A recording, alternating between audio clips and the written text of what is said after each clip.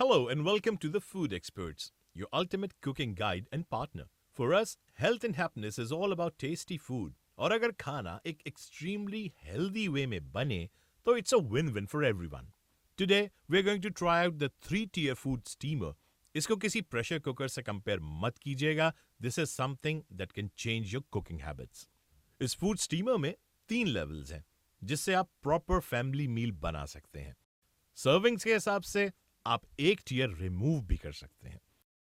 जब आप इसको असेंबल कर लें, then go ahead and add water in the base.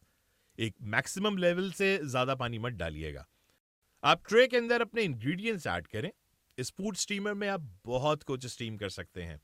अगर आप अपनी फेवरेट डम्पलिंग्स बनाना चाहते हैं, well now you can. Just plug in the socket, wait for the light indicator to show you that the steamer is switched on, set your timer and wait for the magic to happen. इसकी steam हर tier में circulate करती है. हर ingredient के हिसाब से आप timer set कर सकते हैं. प्राइस के लिहाज से this is not a bad investment because sometimes आपका किचन की गर्मी में खड़े होने का दिल नहीं करता.